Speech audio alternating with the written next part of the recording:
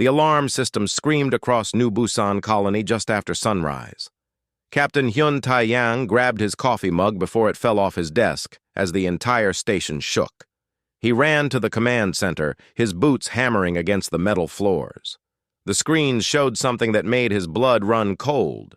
40 alien warships had appeared in orbit, and they were already firing. "Get everyone to the evacuation ships," Tae-yang shouted into his communicator. "This is not a drill." New Busan was a peaceful colony world. 2 million people lived there, farming and trading with other species. They had small defense ships, nothing meant for real war. The attacking vessels were huge, covered in weapons, and they showed no mercy. Red beams of energy struck the cities below. Buildings exploded. Fires spread across the settlements. Tae-yang watched the monitors as his people scrambled to escape. Children crying, families running, everyone terrified. His hands shook as he coordinated the evacuation. The defense ships tried to fight back, but they were destroyed in seconds. These aliens were not here to talk. They were here to kill. Across the galaxy, 2 other human colonies faced the same horror. Harmony Station, a beautiful space habitat orbiting a gas giant, was torn apart by missiles. The agricultural world of Greenfield burned as alien soldiers landed and began destroying everything. In 3 locations, humanity was under attack, and nobody knew why. On Earth, in the Great Council building, Ambassador Kang Yuna received the emergency messages. Her face went pale as she read the reports. Millions dead already, colonies falling. She immediately tried to contact the attacking species, the Vorath Collective. Her messages went unanswered. The Vorath had been a known empire for decades, controlling over 200 worlds, but they had never shown hostility to humans before. "Why are they doing this?" she asked Director Park Jun-ho, who stood beside her reviewing intelligence reports. Park's expression was grim. "Our analysts think they underestimated us. The Vorath only ever saw our trade ships and colony militias. They think we're weak." In her laboratory, deep beneath Earth's surface, Dr. Lee Minji watched the same reports. She felt sick. She was one of the few people who knew the truth about Earth's real military capabilities. The colonies were defended by local forces only. Earth itself was different, very different. But that was classified information hidden from the galaxy for over a century. Back at New Busan, Tae-yang managed to get 60% of the colonists onto evacuation ships. It was not enough. As the last transport vessel launched, he stayed behind with his crew, buying time. His small command ship dodged enemy fire, acting as a distraction. He could see the alien vessels clearly now. They were painted dark red with strange symbols on their hulls. "Captain, we need to jump to hyperspace now," his pilot yelled. "Not yet. There are still people down there," Tae-yang replied, watching his screens. 3 more minutes. That was all he could buy. 3 more minutes for a few hundred more people to reach safety. Then his ship's shields failed and alarms blared. An enemy beam struck their engine. "Jump now," Tae-yang ordered. They barely escaped as New Busan Colony burned behind them. Tae-yang sat in his damaged ship, surrounded by his exhausted crew, and wept. He had saved many, but lost so many more. 3 days passed. 3 days of attacks, bombardment, and death. When the Vorath finally stopped firing, the 3 human colonies were destroyed. Director Park's final count showed 2.3 million humans dead. Entire cities turned to ash. Farms burned. Space stations shattered into floating debris. Then the message came. It appeared on every Earth communication channel simultaneously. A massive alien face filled the screens, gray-skinned with 4 yellow eyes. This was Warlord Krathus, leader of the Vorath military forces. "Humans of Earth," the alien's voice rumbled through translators. "You have witnessed our power. Your colonies are destroyed. This is your warning. You will surrender 12 more star systems to the Vorath Collective within 10 days, or we will destroy them too. Resist, and we will come to Earth itself. You have no chance against us. Accept your fate." The message ended. Earth fell silent. Billions of people watched in shock and horror. In the streets of every city, humans gathered, some crying, some angry, all afraid. They had lived in peace for generations. War was something from old history books. Now it had come to them, brutal and sudden. President Choi Doyon called an emergency meeting of the United Earth Council. Military commanders, diplomats, scientists, and political leaders filled the chamber. Everyone was shouting, demanding action, calling for revenge. Doyon sat quietly, listening to them all. He was an older man with gray hair and calm eyes. He had served in the military decades ago, before retiring into politics. General Shin Jinwoo slammed his fist on the table. "We must respond with overwhelming force. Show them they made a mistake." Ambassador Yuna shook her head. "We should try communication first. Maybe there's a misunderstanding." "A misunderstanding?" someone shouted. "They killed 2.3 million of our people." The argument continued for hours. Finally, President Doyon stood up. The room fell silent. Everyone knew his reputation. He never spoke unless he had something important to say. "The Vorath think we are weak," Doyon said quietly. "They made their decision based on incomplete information. They do not know what Earth truly is. They do not know our history or our capabilities." He paused, looking around the room. "We will send them a warning. One warning. If they ignore it, then we will show them the truth. General Shin, prepare the fleets. Dr. Lee, initialize the defensive systems. Ambassador Yuna, prepare a message. We give them one chance to walk away." The room erupted in questions, but Doyon had already left. He walked to his private office and stood at the window, looking up at the sky. Earth looked peaceful from here. Beautiful blue oceans and white clouds. But Doyon knew what lay hidden in orbit, waiting in the darkness of space. Weapons that had not been fired in 143 years. Systems that the galaxy thought were just scientific equipment. The Vorath had poked a sleeping giant, and now that giant was waking up. In orbit above Earth, Lieutenant Commander Han Nari sat in her control station, reading the activation orders that just appeared on her screen. Her hands trembled slightly as she entered the security codes. Around the planet, in positions marked as deep space telescopes and research platforms, ancient systems began to power up. The Lazarus Protocol was initializing. Nari whispered to herself, "May they accept the warning." But deep down, she knew they would not. Ambassador Kong Yuna stood in the broadcasting chamber, her heart pounding. Behind the cameras, President Doyon gave her a small nod.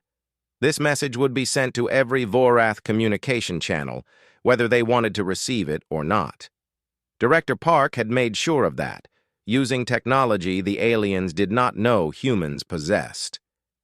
"Begin recording," Yuna said softly. The red light came on. She looked directly into the camera, her voice steady despite her fear.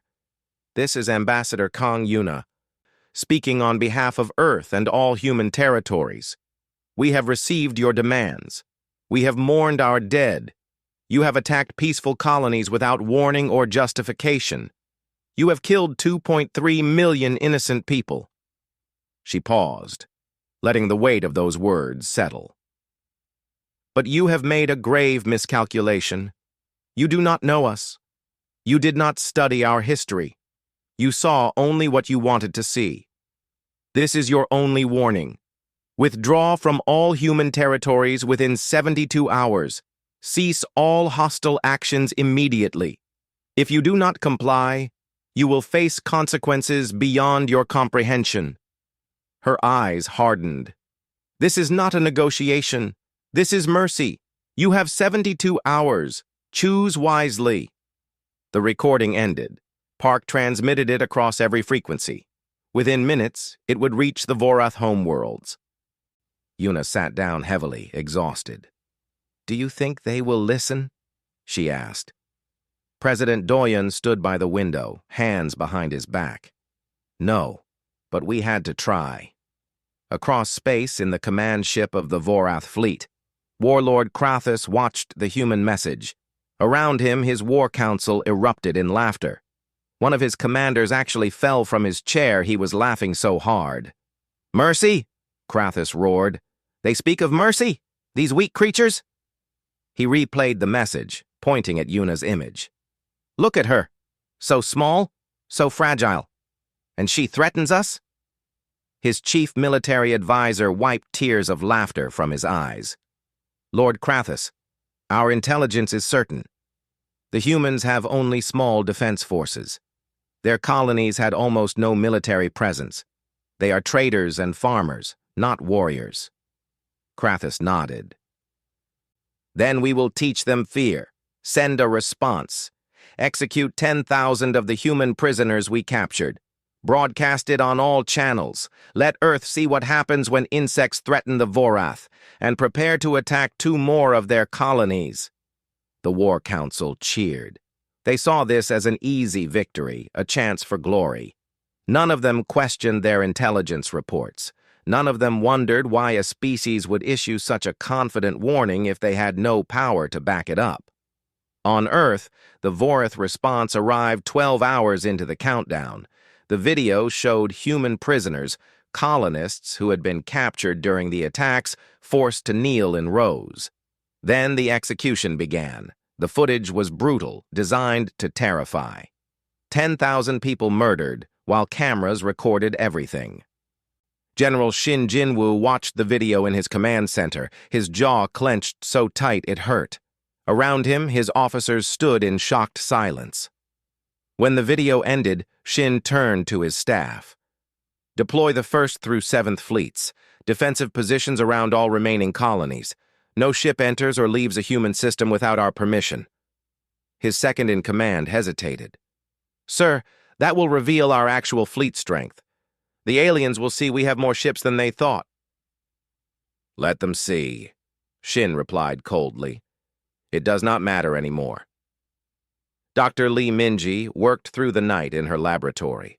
Banks of computers surrounded her, each one connected to systems spread across Earth's orbital space. These systems had been built over 140 years ago, after humanity's last major war. Back then, humans had nearly destroyed themselves with nuclear weapons and worse.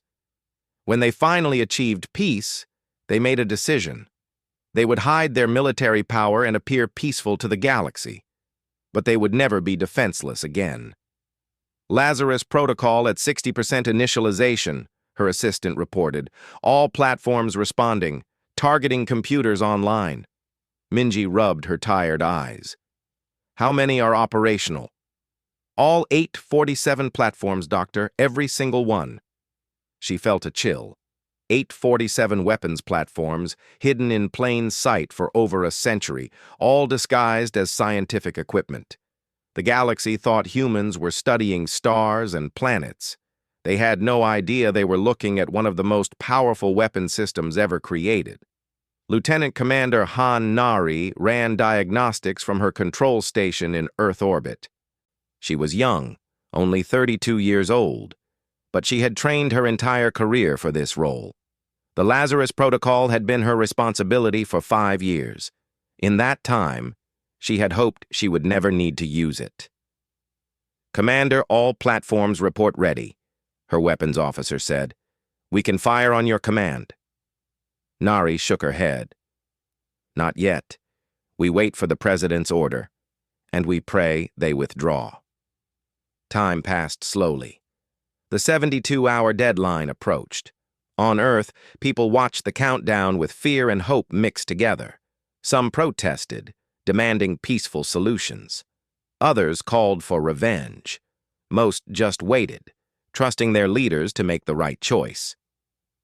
Captain Hyun Tae-yang, now promoted to admiral for his heroic actions at New Busan, stood on the bridge of his new flagship. The damaged colony defense ship had been replaced with EDS Indomitable, a massive warship that had been in Earth's hidden reserve fleet. Around him, hundreds of other ships moved into position. The full might of Earth's military was being revealed for the first time in over a century. "Admiral, we are receiving deployment orders," his communications officer reported. "We are to take position at the edge of human space. If the Vorath advance, we engage." Taiyang nodded. He looked at his crew, young men and women who had trained for combat, but never expected to see it. "Listen to me carefully," he said. "What we do in the next few days will determine the future of humanity. The Vorath think we are weak. They are about to learn they are very, very wrong. Stay sharp. Follow orders. And remember what they took from us." Ambassador Yuna made one final attempt at communication. She sent a personal message directly to Warlord Krathus, bypassing all official channels. "Please, there is still time. Withdraw your forces. You do not understand what you are facing. We do not want more death. Stop this now, while you still can." The response came quickly. It was a video of Krathus himself, his 4 yellow eyes gleaming with confidence. "Ambassador Yuna, your warnings are meaningless. We are coming to Earth. Your pathetic fleet means nothing. You will surrender or you will die. The Vorath Collective takes what it wants, and we want your worlds." The message ended with an image, 2 more human colonies under attack. The Vorath had not waited for the deadline. They were advancing, confident in their victory. President Doyon received the report in his office. He closed his eyes for a moment, feeling the weight of what must come next. He had hoped to avoid this. Humanity had worked so hard to leave its violent past behind. But the choice was no longer his to make. The Vorath had made their decision. He opened a secure channel to General Shin. "Begin Condition Crimson. Full military authorization granted." Then he called Dr. Lee. "How long until the Lazarus array is ready?" "We can fire in 6 hours, Mr. President." "Prepare a demonstration target. 1 strike. Make it a military target. Let them see what we can do before we go further." Finally, he called Admiral Taiyang. "Admiral, you are hereby authorized to use all necessary force to defend human territories. Show them we are not afraid." As the orders spread through Earth's military, something changed in the galaxy. Other alien species watched with their sensors and telescopes. They saw human warships emerging from hidden bases. They detected power signatures from Earth's orbit that made no sense for scientific equipment. Some of the older civilizations, the ones who studied history, began searching their records for information about humanity's past. What they found made them afraid, not for humanity, for the Vorath. Hour 71 arrived. The deadline was almost here. In the Vorath command ship, Krathus prepared to give the order for a full assault on Earth itself. He did not know that in Earth orbit, Lieutenant Commander Nari had just received targeting coordinates. He did not know that 847 weapons platforms were now aimed at a single Vorath military base. President Doyon sat in his chair, looking at the final authorization screen. 1 button. That was all it would take. He thought about the 2.3 million humans who had died. He thought about the 10,000 executed prisoners. He thought about what might happen if he did nothing. His hand moved to the button. "May they forgive us," he whispered. Hour 72. The deadline passed. Earth's response began. The target was Keltharn, a moon orbiting a gas giant in Vorath-controlled space. Intelligence reports showed it was their forward staging base, the launch point for all attacks on human colonies. 3 million Vorath soldiers lived there. 4,000 warships were docked at its massive orbital stations. It was the heart of their military operations, considered impregnable by Vorath commanders. Lieutenant Commander Han Nari entered the final coordinates into her system. Her hands were steady now. The fear had passed, replaced by cold determination. Around Earth, 847 weapons platforms rotated silently in space, each one aligning with precision that would have been impossible without computer assistance. "Targeting lock confirmed." her weapons officer reported. All platforms synchronized. Nari opened the communication channel to President Doyen. Sir, we are ready. Awaiting your command. On the ground, Doyen stood in the command center surrounded by military leaders and advisors. Every screen showed different views of Keltharn. They could see the Vorath ships moving around the base, completely unaware of what was coming. The aliens were preparing for their assault on Earth, loading weapons, moving troops. Dr. Lee! One final check, Doyen said. Minji's voice came through the speakers. All systems functioning perfectly, Mr. President. Projectiles loaded. Targeting is exact. We are ready. Doyen took a deep breath. Commander Nari, you are authorized to fire. Single strike pattern. Execute. Yes, sir. Firing now. In orbit, the Lazarus array came to life. The platforms were not energy weapons. They were kinetic accelerators, massive railguns that could launch projectiles at incredible speeds. Each platform contained a single tungsten-jacketed antimatter-tipped rod, 8 meters long and 1 meter wide. The antimatter payload was small, just enough to ensure complete destruction on impact. The mathematics behind the weapon were simple and terrifying. A projectile moving at 30% of light speed carried kinetic energy equivalent to multiple nuclear weapons. The antimatter ensured that even a near miss would be catastrophic, and 847 of them hitting the same target simultaneously meant total annihilation. Captain Seo Minho watched from his ship, EDS Indomitable's sister vessel, positioned to observe and record. His sensors began screaming alerts as the platforms fired. Projectiles away. Time to target, 42 seconds.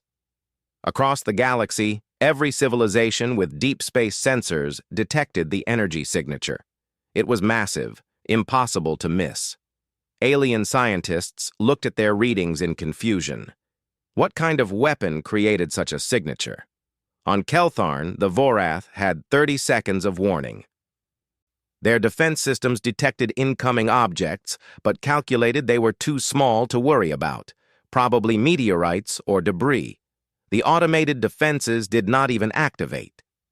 By the time a Vorath sensor operator realized something was wrong, there were only 5 seconds left.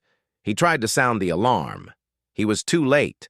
The projectiles hit Keltharn at 0.3 C, 90,000 kilometers per second. They struck within a span of 0.02 seconds, essentially simultaneously from any observer's perspective. The kinetic energy alone was devastating. When the antimatter detonated, it became something else entirely. The moon did not explode. That word was too small for what happened. Keltharn converted into a sphere of expanding plasma, heated to millions of degrees. The rock, metal, and ice that made up the moon vaporized instantly. Every ship in orbit vanished. Every space station became gas. 3 million living beings ceased to exist before their nerves could even register pain. The shockwave expanded outward, slamming into the gas giant below. The atmosphere rippled with the impact, creating storms that would last for decades. Debris spread across the system at relativistic speeds, dangerous projectiles that would make the area hazardous for years. Lieutenant Bae Sumin, the weapons officer under Nari's command, watched her monitors in silence. She had trained for this moment. She had studied the weapons, run the simulations thousands of times, but seeing it actually happen was different. 1 moon, 3 million people, gone in less than 5 seconds. Target eliminated, she reported, her voice barely a whisper. Complete destruction confirmed. Captain Seo Minho recorded everything. His ship's sensors captured data that would be analyzed for years. The energy release, the shockwave propagation, the debris field formation. But more importantly, his cameras recorded the moment for the galaxy to see. Every species needed to understand what had just happened. On Earth, the command center fell silent. Even General Shin, who had argued for military action, looked shaken. Ambassador Yuna sat down heavily, her face pale. Director Park stared at the screens, watching the glowing cloud that had been a moon. President Do-Yoon's voice cut through the silence.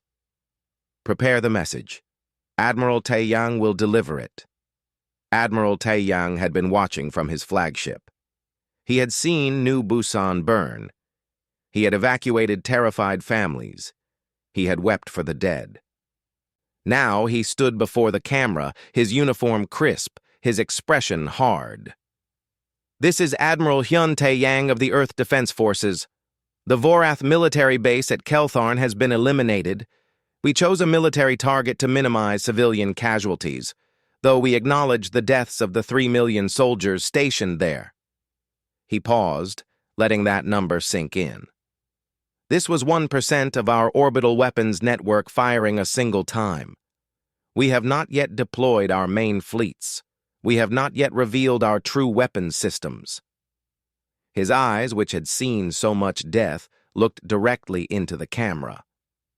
"You have 24 hours to withdraw all Vorath forces from human territories. Retreat to your own space.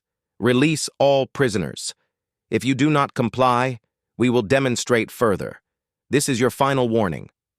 Choose wisely." The message broadcast across all channels.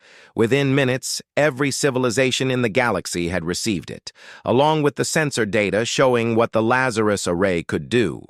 In the Vorath command ship, chaos erupted.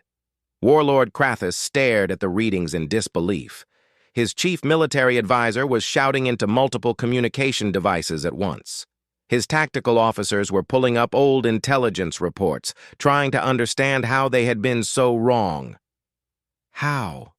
Krathus whispered. "How is this possible? Our intelligence said they were weak. Farmers and traders. Where did these weapons come from?" His intelligence chief looked sick. "My lord, I have been reviewing our original assessments. We only observed their colony forces and civilian ships. We never investigated Earth itself. We never researched their history or development." "Then research it now!" Krathus roared. "Find out what we are facing!" Across the Vorath collective, panic spread. Military commanders reviewed their own readiness. Political leaders demanded answers. The species that had dominated 200 worlds suddenly realized they might have attacked someone far more dangerous than themselves. On Earth, Dr. Lee monitored the Lazarus array. All platforms remained operational. The demonstration had used less than 1% of their total ammunition. Each platform could reload and fire multiple times. She had spent 15 years maintaining these weapons, hoping they would rust unused in orbit. Now they had finally been fired, and the galaxy knew humanity's secret. Commander Yoon Ji-woo worked in the Signals Intelligence Division, intercepting Vorath communications. She listened as their military channels filled with confused, frightened chatter, officers demanding orders, soldiers asking if they would be next, commanders questioning whether they should retreat or fight. "Director Park," she reported, "the Vorath communication networks are in chaos. They are panicking. Multiple commanders are requesting permission to withdraw." Park nodded slowly. "And Warlord Krathus?" "He has gone silent, sir. His command ship is not transmitting." In his private chambers, Krathus was indeed silent. He sat alone, watching the footage of Keltharn's destruction over and over. Each time he tried to comprehend what he was seeing, a moon simply ceasing to exist, millions of his soldiers vaporized in seconds. And the humans claimed this was only 1% of one weapons system. His son, Krathus the Younger, entered without knocking. "Father, the council demands answers. What are your orders?" The warlord looked up at his son. For the first time in his long military career, Krathus felt genuine fear. "I have led our people to disaster. The intelligence was wrong. Everything was wrong. Then we fight," his son insisted. "We are Vorath. We do not surrender." "Against this, Krathus pointed at the screen. They have weapons that can destroy moons. What do they have that they have not yet shown us? That question hung in the air. What else did humanity possess? If this was just 1% of one system, what was the other 99%? What were their main fleets capable of? What other weapons remained hidden? Elder Council member Kim Hana was one of Earth's historians. She had been called to brief the military leaders on humanity's past. Now she stood before cameras, preparing to speak to the galaxy. For those civilizations watching and wondering, she began, let me tell you about humanity. We come from Earth, a world with gravity 20% higher than the galactic standard. Our evolution was shaped by predators, diseases, and constant environmental dangers.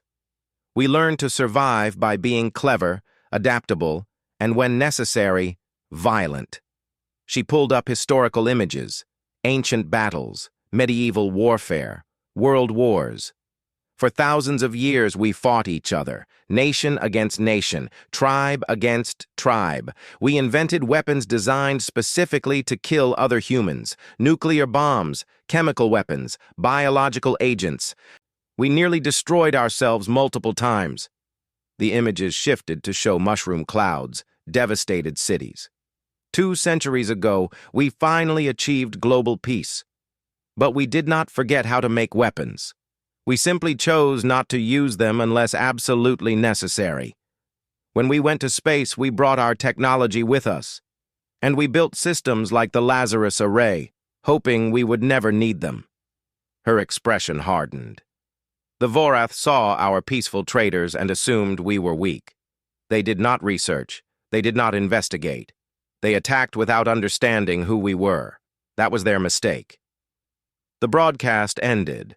Across the galaxy, species that had considered humanity minor players suddenly reassessed. Some felt relief that humans were peaceful by choice, not by necessity. Others felt concern about having such a powerful species as neighbors. The 24-hour countdown began. The galaxy waited to see if the Vorath would accept the warning or if Earth would need to demonstrate again. In his command ship, Warlord Krathus finally made a decision. But before he could give the order, his son and a group of loyal commanders entered his chamber, weapons drawn.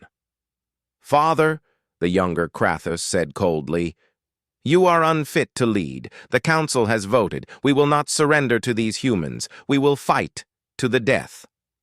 The warlord stared at his son in horror. "You do not understand what they are capable of. Then we will die as Vorath warriors. Better death than dishonor." A mutiny had begun. Commander Yun Jiwoo listened to the intercepted Vorath communications with growing alarm.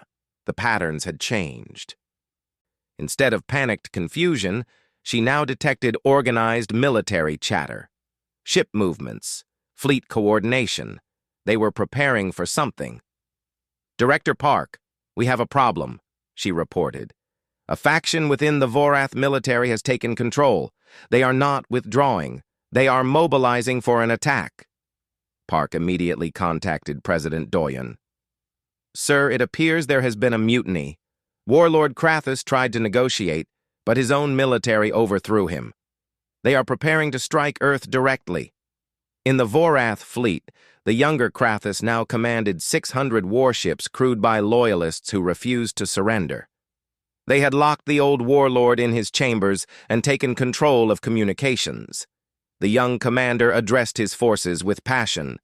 "We are Vorath. For 3,000 years, we have conquered and dominated.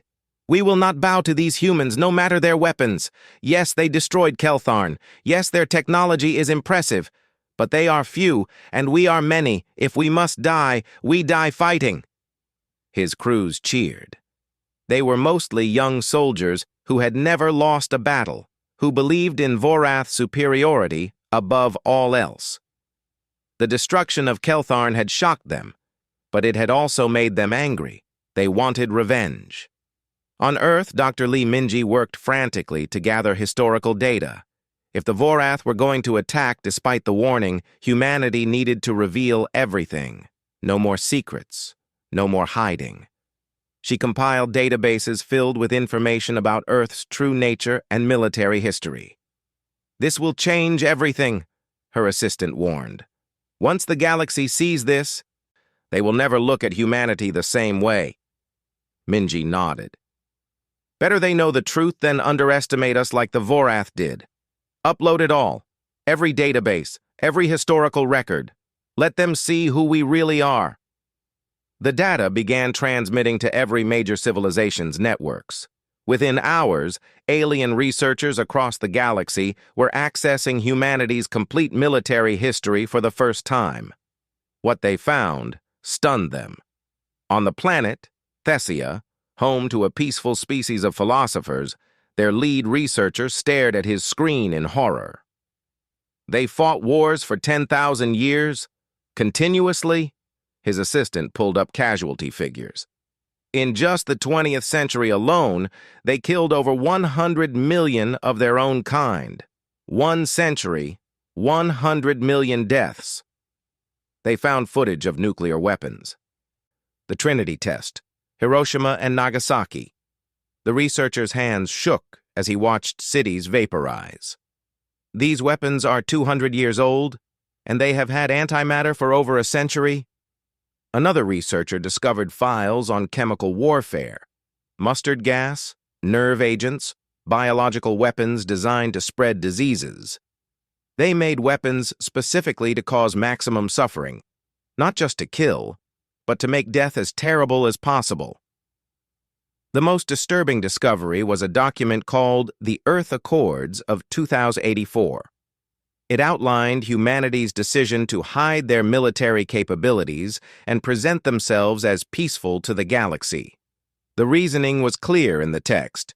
"We have learned the cost of war. We choose peace, but we will never be helpless again. Should any species threaten our extinction, they will face the full measure of human wrath." Elder Kim Hana appeared on Galactic Networks, providing context. "You are seeing our history. Yes, we were violent.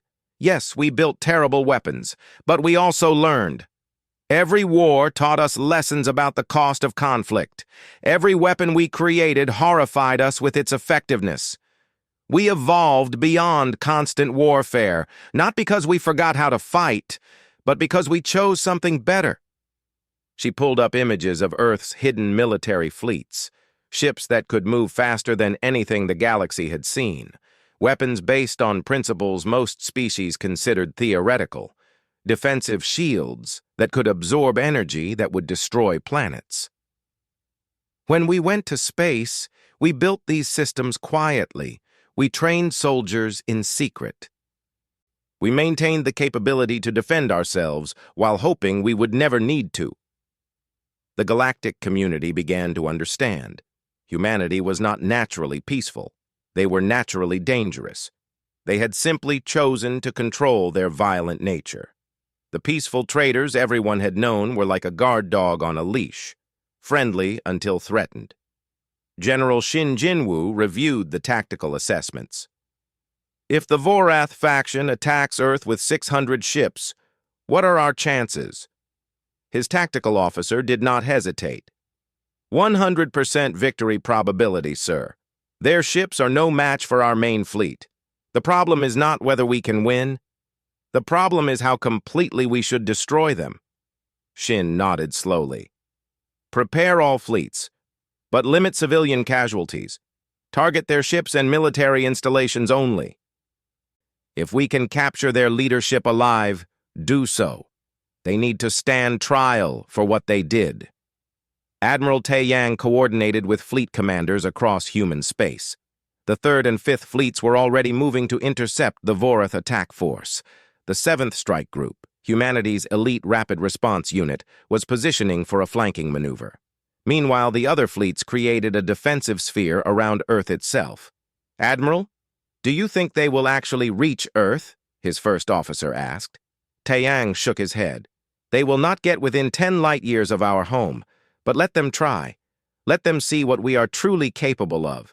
Maybe then, the rest of the galaxy will finally understand. In the locked chamber, old warlord Krathus accessed his personal computer.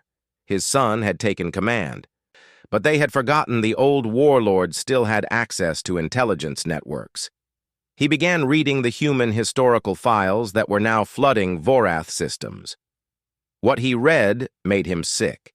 These humans had fought wars with billions of soldiers. They had weapons that could sterilize entire planets. They had invented something called MAD, mutually assured destruction, where both sides in a conflict would die rather than surrender. And they had lived with these weapons for 2 centuries without using them. He found a document about the Battle of Stalingrad in World War II.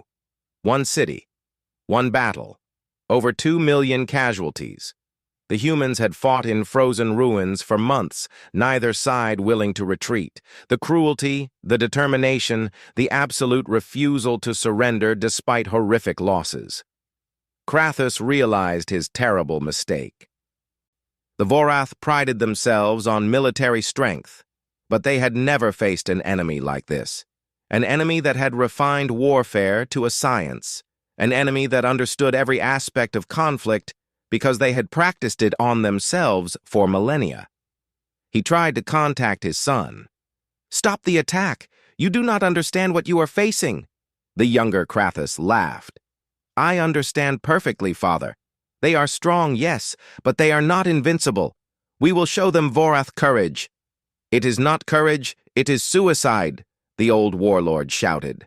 "Read the files. See what they did to themselves before they achieved peace. They will destroy our entire fleet. Then we will die as warriors. Better than living as slaves." The communication cut off. Krathus sat in his chamber, head in his hands. His son was about to lead 600 ships and their crews to certain death. All because of pride. All because the Vorath could not accept that they had made a mistake. Dr. Lee received a private message from an unexpected source. It was encrypted, but her systems identified it as coming from a Vorath scientist. The message was simple. "Please, many of us do not want this war. The military has seized control. Is there any way to stop this without more death?" She forwarded it to President Doyen. "Sir, there are Vorath who want peace. They are being forced into this fight."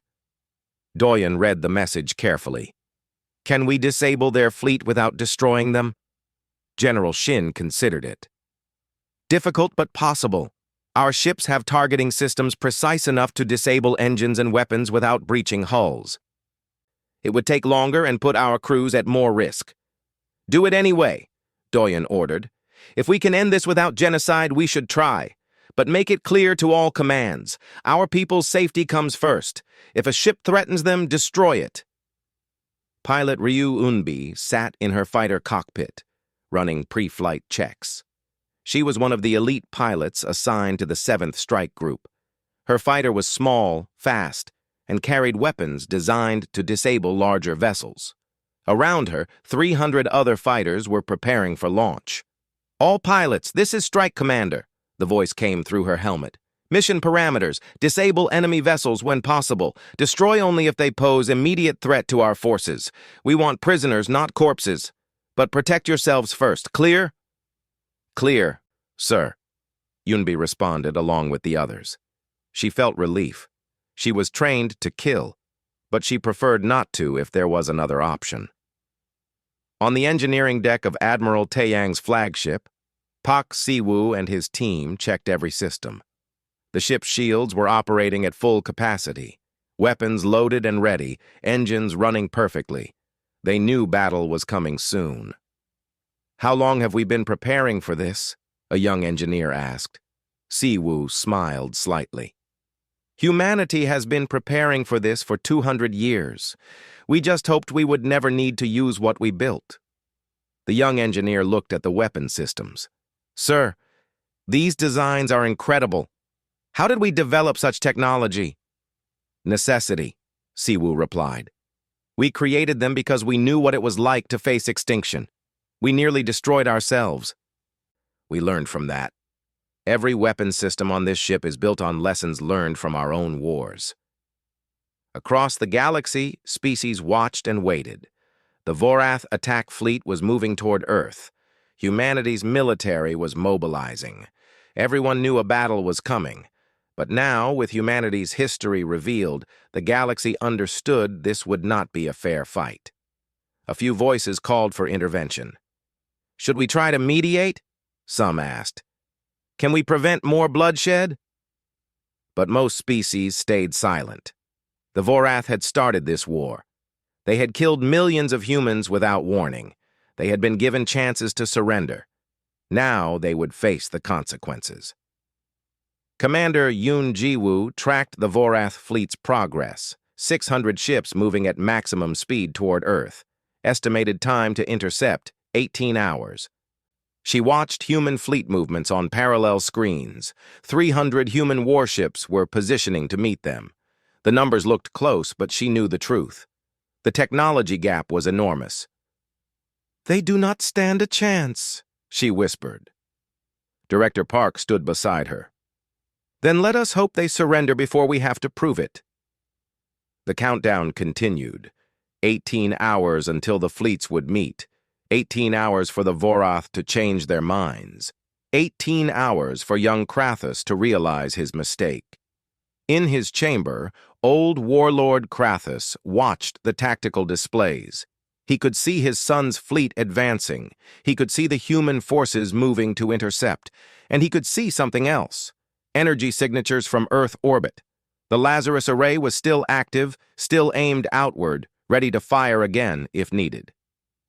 He recorded a message on a secure channel, hoping some Vorath would listen.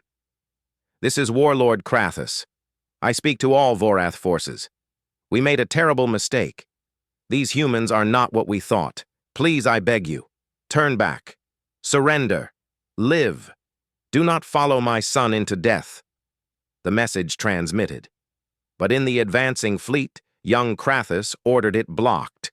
His crews never heard it. They continued forward, believing they were heroes, not knowing they were sailing toward oblivion. The two fleets met at a location humans would later call the Mercy Point, though the battle itself had no mercy in it. Admiral Taeyang stood on his bridge as sensors detected the Vorath ships dropping out of hyperspace. 600 alien warships appeared in a massive formation, their weapons already charging. "All ships, this is Admiral Taeyang. Hold formation. Let them make the first move. Record everything." He paused, then added, "And remember, disable when possible. These are soldiers following orders. Some of them do not want to be here." The young Vorath commander, Krathus, saw the human fleet ahead. Only 300 ships. He smiled. "For the collective! Attack!" 600 Vorath warships surged forward, weapons firing. Red energy beams lanced through space, missiles launched by the thousands. It looked overwhelming, like a flood of death rushing toward the human fleet. Then, the human ships moved. Pilot Ryu Yunbi launched with her squadron, 300 fighters accelerating faster than Vorath sensors could track. Her targeting computer locked onto enemy ships, not at their cores, but at specific points. Engine clusters, weapon arrays, shield generators. She fired precisely, each shot calculated to disable rather than destroy. Her first target, a Vorath cruiser, lost its main engines in 3 seconds. The ship went dark, drifting helplessly. "Target disabled," she reported. "Moving to next." Around her, other pilots were doing the same. The Vorath had expected a defensive fight. Instead, human fighters swarmed through their formation like angry insects, each one striking with surgical precision. On the Vorath flagship, the younger Krathus stared at his tactical display in confusion. "What are they doing? Why are our ships going dark but not exploding?" His tactical officer checked the readings. "Commander, they are disabling us, targeting specific systems. Our ships are intact, but powerless. Then focus fire, destroy them." But the human ships were too fast. Their shields absorbed Vorath weapons that should have been devastating. When Vorath missiles hit, they detonated harmlessly against energy barriers. The technology gap was even larger than the old warlord had feared. Admiral Taeyang watched calmly as his fleet systematically disabled the Vorath ships. Third Fleet, move to support the fighter groups. Fifth Fleet, prepare to surround their formation. Do not let any ship escape to spread word of our tactics. Engineer Pak Siwoo monitored the flagship's systems. Enemy fire was hitting their shields constantly, but the damage was minimal. Shield strength at 92%, Admiral. Their weapons cannot penetrate. Keep monitoring. I want every ship in our fleet to survive this. Captain Seo Minho commanded a section of the Fifth Fleet, moving to cut off Vorath escape routes. His ship targeted the enemy with weapons that most of the galaxy thought were impossible. Pulse cannons that could disable electronics without destroying hulls. Tractor beams strong enough to hold warships in place.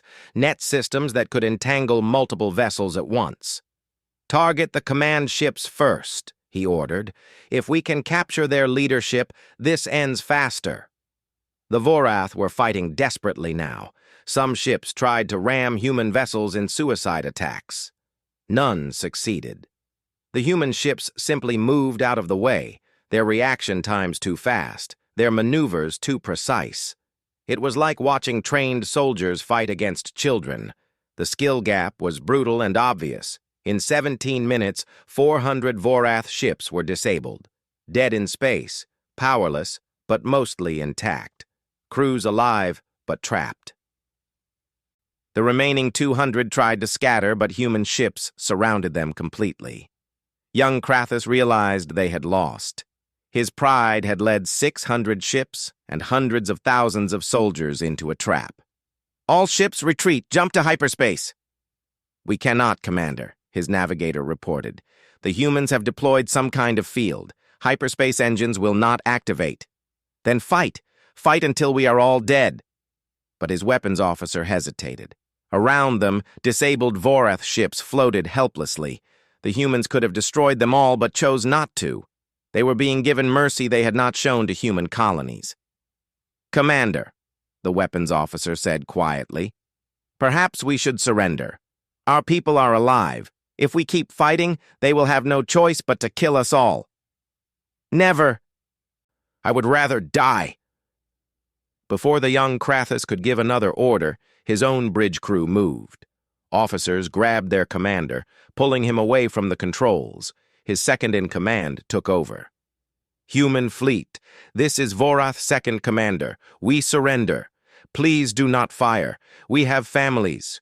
We were following orders. We surrender. Taeyang received the message. All human ships, cease fire. Medical teams prepare to assist with casualties. Prisoner transport begin boarding operations. The battle ended 47 minutes after it began. 600 Vorath warships disabled or captured, no human ships destroyed, a few damaged but all crews safe. It was not a battle. It was a demonstration of superiority so complete that further resistance became pointless. On Earth, President Doyen watched the reports. Not a single human death. The Vorath fleet neutralized. He allowed himself a small smile. Then he prepared for the next phase. Open a channel to all Vorath territories. I want to speak to whoever is currently in charge. The transmission went out across Vorath space. In the homeworld's capital, political leaders gathered in emergency session.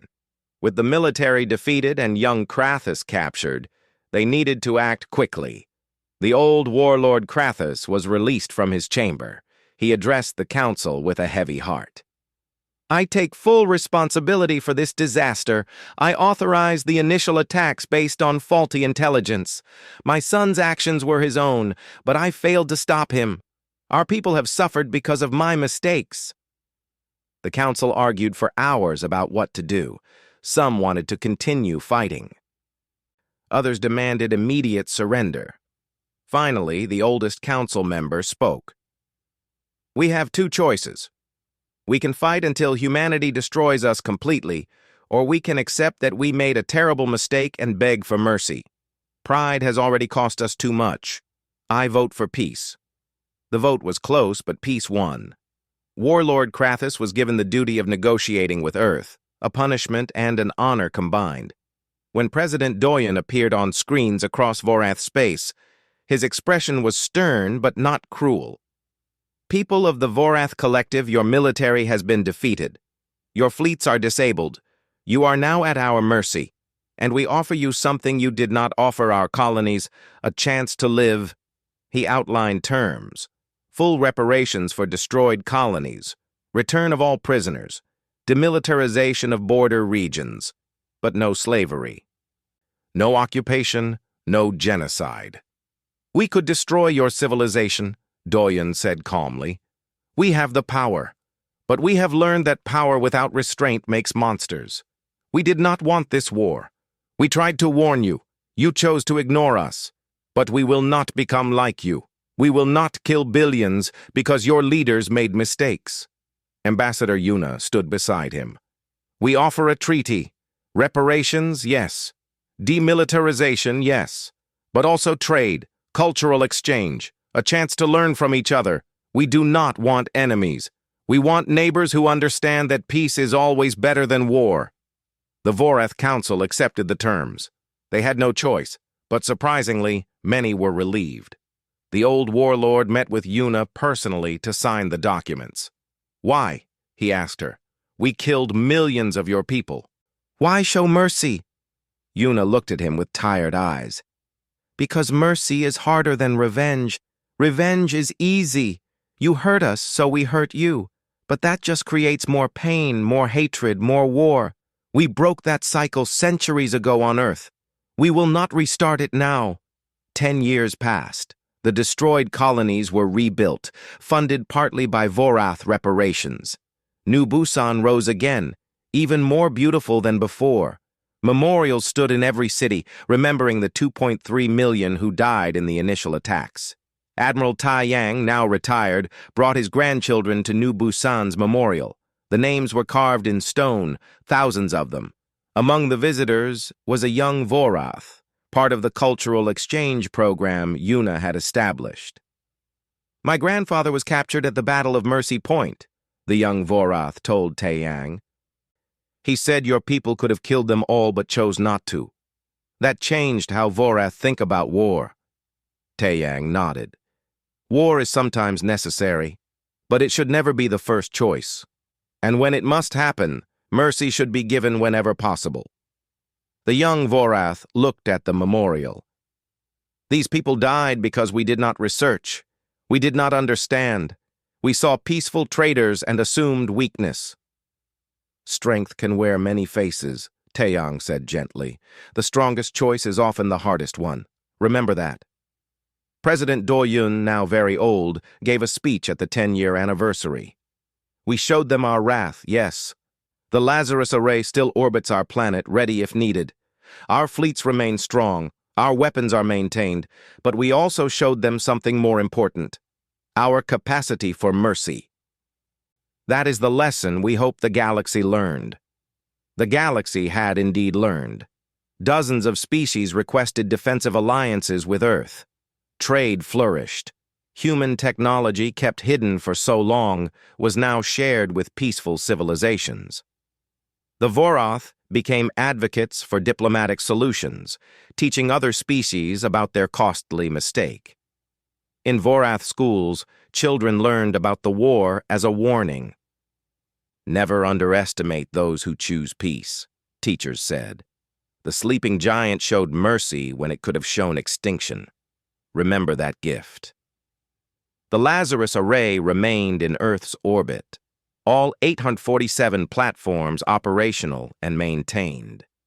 Lieutenant Commander Nari, now promoted to Admiral, oversaw its systems. Sir, a young officer asked her once, do you think we will ever need to use it again? Nari looked at the monitors showing the platforms in space. I hope not, but hope is not a defense plan. We stay ready, so that hopefully, we never need to be ready. Old Warlord Krathus lived out his final years on a small Vorath colony, far from power. But he wrote extensively about the war, his mistakes, and what the Vorath had learned. His final words, published after his death, became required reading in military academies across the galaxy. We saw peaceful traders and called them weak. We saw scientific stations and did not recognize weapons. We saw a species that chose peace and thought they could not choose war. We were wrong about everything. Humanity taught us that the most dangerous opponent is not the one who wants to fight. It is the one who knows how to fight but chooses not to, until they must. Study them, learn from our mistake, and pray you never give them a reason to wake up. Earth's message had been heard across the galaxy. Power means nothing without restraint. Strength is knowing when not to use force. And mercy, offered even to enemies, is the mark of true civilization. The Lazarus Array remained active. The fleets stayed ready. Human military training continued in secret. But humanity hoped they would never need to demonstrate again. Once had been enough. The galaxy remembered. Earth's final alert had delivered its message in fire and in mercy. And in the quiet years that followed, peace held. Not because species were weak, but because they finally understood that humanity's greatest weapon was not the one they had shown. It was the ones they had chosen not to use.